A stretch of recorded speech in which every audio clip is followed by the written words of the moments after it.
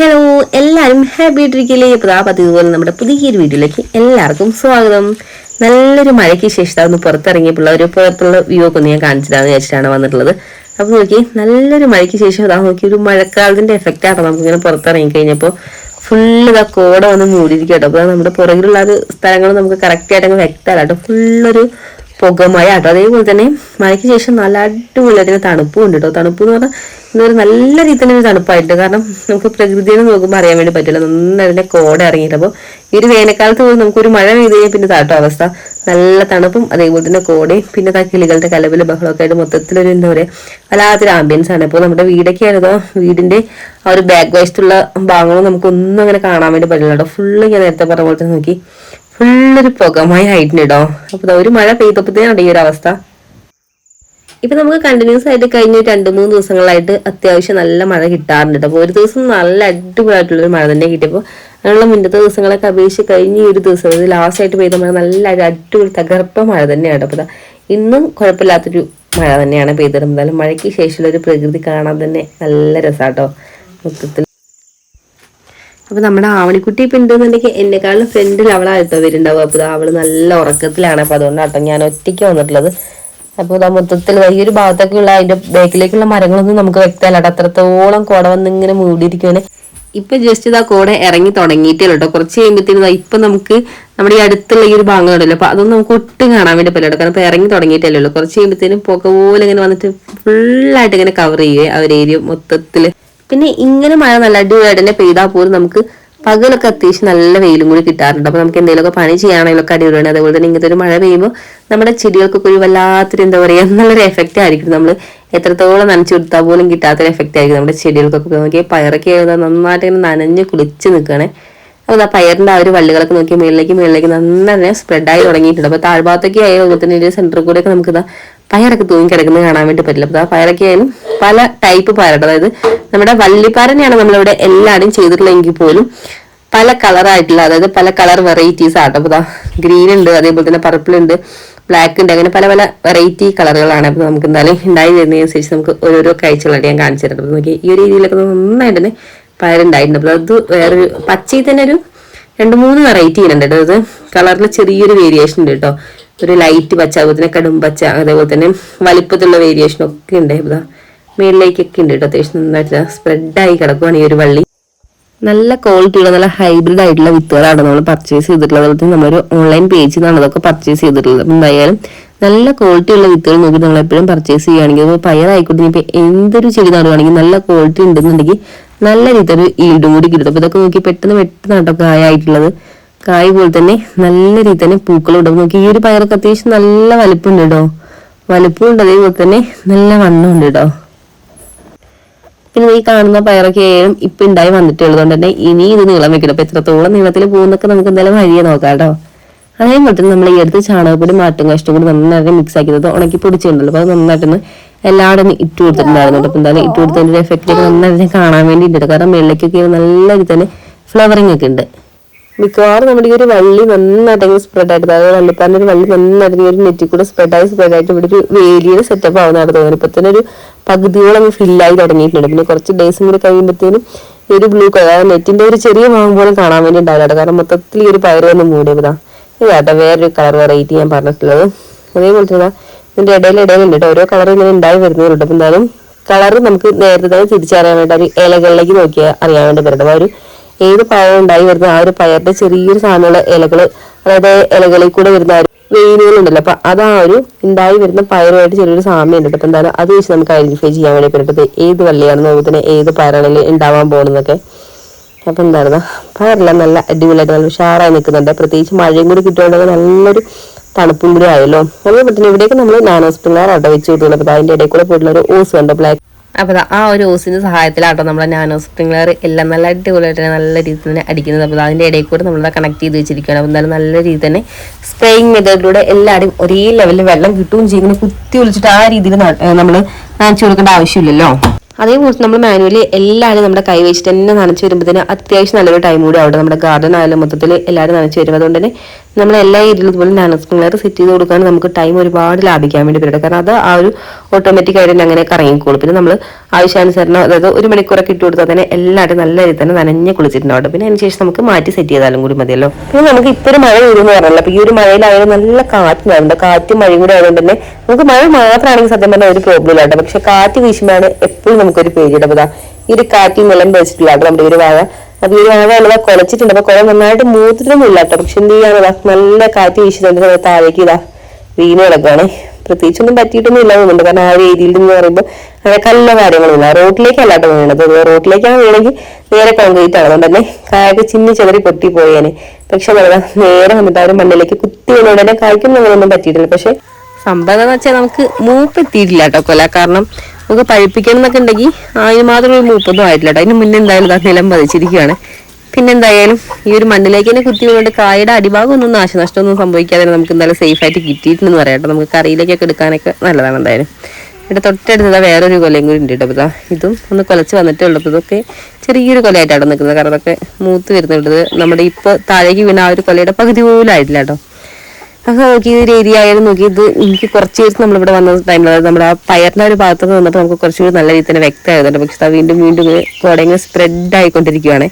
പിന്നെ നമ്മുടെ ഇവിടുത്തെ റോഡിന്റെ കാര്യമാണെങ്കിൽ മൊത്തത്തിൽ പോയി കിടക്കുന്ന റോഡാണ്. അപ്പൊ മഴയ്ക്ക് ശേഷം അതിന് നമുക്ക് എന്താ പറയുക നോക്കി ഇളകി വരാനായിട്ട് ഒന്നും ഇല്ലാന്ന് പറയട്ടോ.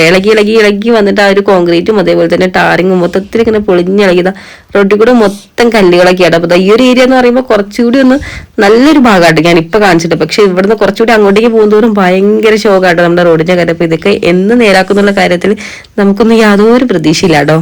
എന്തായാലും നമ്മൾ നടന്ന് നീങ്ങിയതാ നമ്മുടെ മാവിന്റെ ചുവട്ടിൽ എത്തിയിട്ടുണ്ട്. അപ്പൊ അതിന്റെ മേളിൽ കൂടെ മാങ്ങളൊക്കെ തൂങ്ങിക്കിടക്കുന്ന എനിക്ക് കാണാൻ വേണ്ടി പറ്റുന്നുണ്ട്. പക്ഷെ ഈ ഒരു കോട മൂടിക്കൊണ്ട് നിങ്ങൾക്ക് എത്രത്തോളം കാണാൻ വേണ്ടി പറ്റുന്നുണ്ട് എനിക്ക് അറിയില്ല. അടക്കം നോക്കി ആ ഒരു ഏരിയ ഫുള്ള് കോട കവർ ചെയ്തിരിക്കും. അപ്പൊ മേളിലേക്കായിട്ട് നമ്മുടെ മാങ്ങളൊക്കെ ഉണ്ട്. അപ്പോൾ ചെറിയ മാങ്ങകളാട്ടോ. അത് നന്നായിട്ടൊന്നും മൂത്ത് വന്നിട്ടൊന്നുമില്ല. കാരണം നമുക്കിവിടെ അറിയാമായിരുന്നു നല്ല മഴക്കാലമൊക്കെ ആകുമ്പോഴാട്ടോ നമുക്കിവിടെ മാങ്ങയായാലും ചക്കയായാലും ഒക്കെ നന്നായിട്ട് തന്നെ മൂത്ത് കളയുള്ളൂ.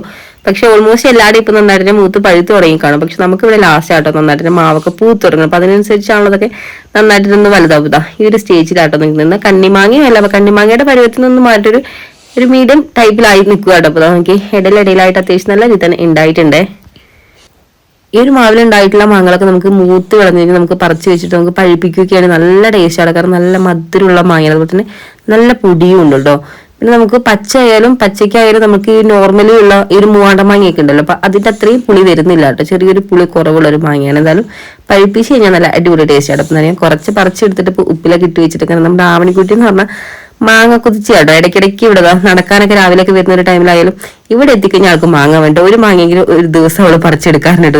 അവള് പറിച്ചെടുക്കാൻ എന്നെ കൊണ്ട് അവള് പറിപ്പിക്കാറുണ്ട്. അപ്പൊ അങ്ങനെ ഞങ്ങളിവിടെ കൊണ്ടുവച്ചിട്ട് ഒരു കമ്പാണ്. അപ്പൊ ഇത് വെച്ചിട്ട് ജസ്റ്റ് ഒന്ന് തല്ലുമ്പോൾ നമുക്ക് ഒരുപാട് ഹൈറ്റിൽ പോയിട്ട് ഒരു മാവല്ല കേട്ടോ. നമ്മളിത് ഇതിന് നേരെ മേളിലായിട്ട് നമ്മുടെ ഈ ഒരു ലൈൻ കമ്പി ആട്ടോ പോകുന്നതുകൊണ്ട് തന്നെ എപ്പോഴും ടച്ച് വെട്ടാരൊക്കെ വരുന്ന ടൈമിൽ അതിന് ആ ഒരു ലെവലിൽ വെച്ചിട്ട് ഇങ്ങനെ വെട്ടിട്ട് അത്ര അങ്ങനെ ഹൈറ്റിൽ പോയിട്ടില്ല കേട്ടോ. പക്ഷെ അങ്ങനെ വട്ടം വീശിട്ട് അങ്ങനെ ഒരു ലെവലിലാണോ നിൽക്കുന്നത്. നമുക്ക് പറിച്ചെടുക്കാനൊക്കെ ആയാലും എളുപ്പമാട്ടോ. എന്താ നോക്കി ഇവിടെ ആയിട്ട് ഈ ഒരു ഫ്ലവർ, അതായത് കോളാമ്പിയുടെ ഒക്കെ ഒരു വലിയൊരു പൂ. കോളാമ്പിയുടെ ഒരു ടെക്സ്ചർ ഉണ്ടല്ലേ കാണാൻ വേണ്ടി. എന്ത് പൂവാന്ന് എനിക്ക് കറക്റ്റ് ആയിട്ടില്ല. ഞാനിതിനെ കോളാമ്പി പൂന്നാട്ടോ പറയാറുള്ളത്.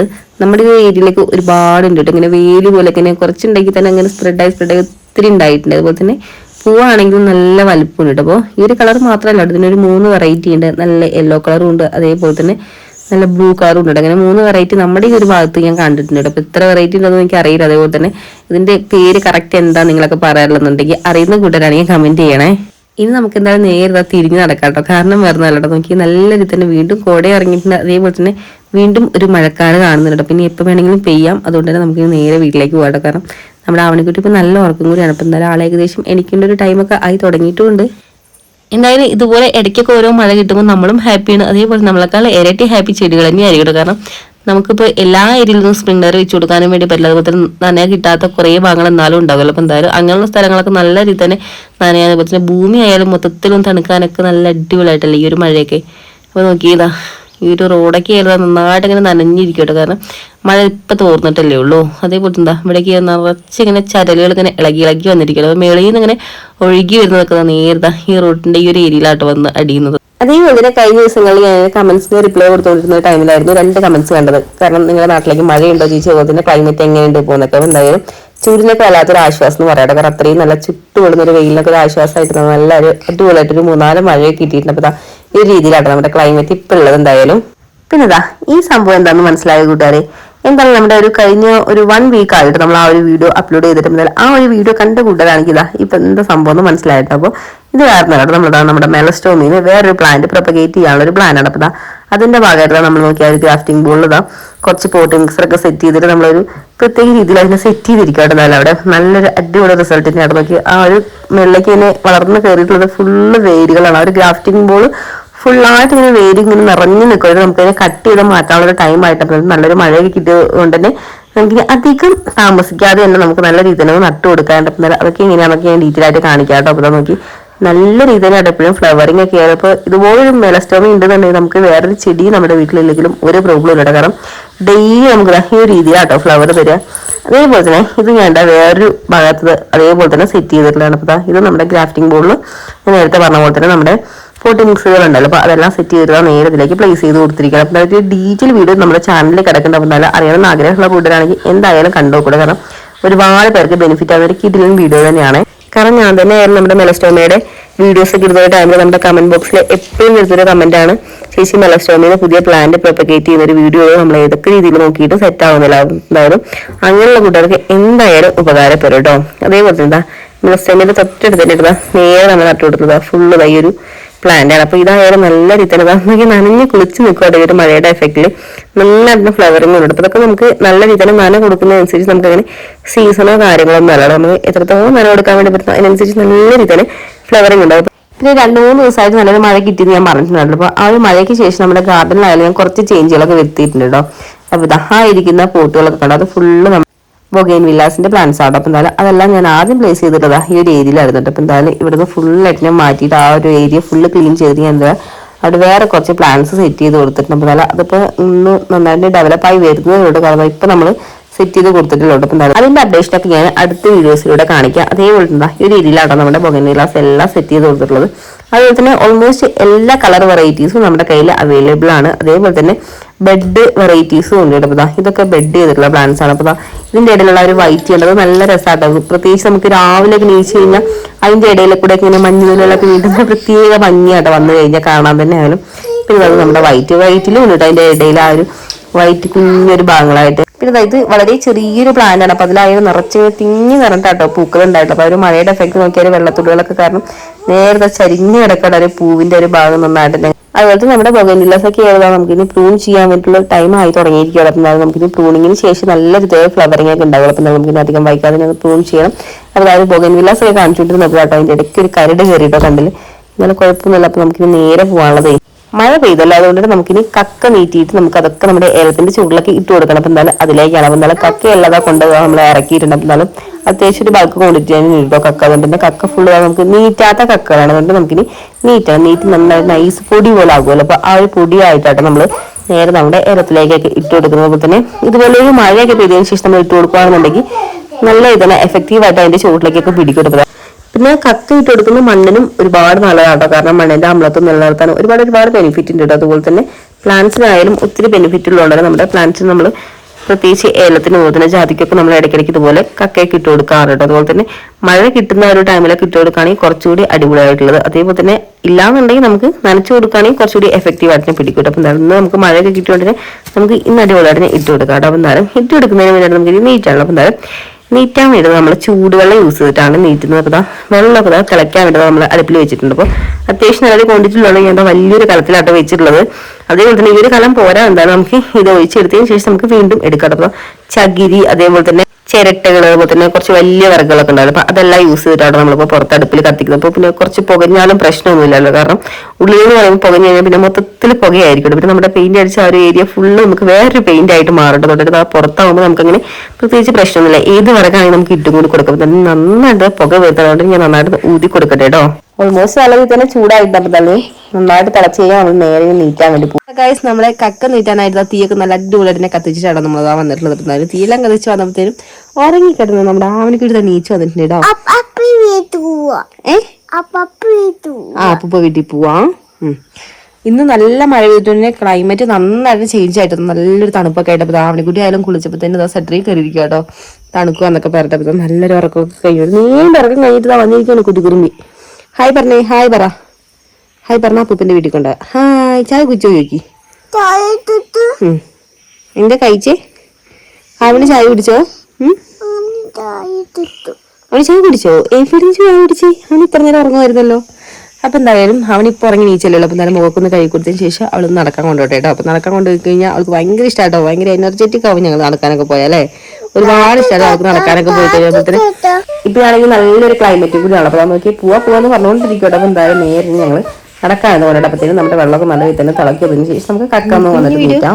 എല്ലാ കൂട്ടുകാർക്കും ഇഷ്ടപ്പെട്ടാൽ ശരിക്കും വീഡിയോ ഇഷ്ടപ്പെട്ടാൽ ലൈക്ക് ചെയ്യാൻ മറക്കില്ലേ. അപ്പം നമുക്ക് അടുത്തൊരു അടിപൊളി വീഡിയോ ഒക്കെ ആയിട്ട് അടുത്തൊരു വീഡിയോ കാണുന്നത്. ബൈ. എല്ലാവരും ഹാപ്പി ആയിട്ടും സേഫ് ആയിട്ടിരിക്കും. ടാറ്റ ബൈ പറ.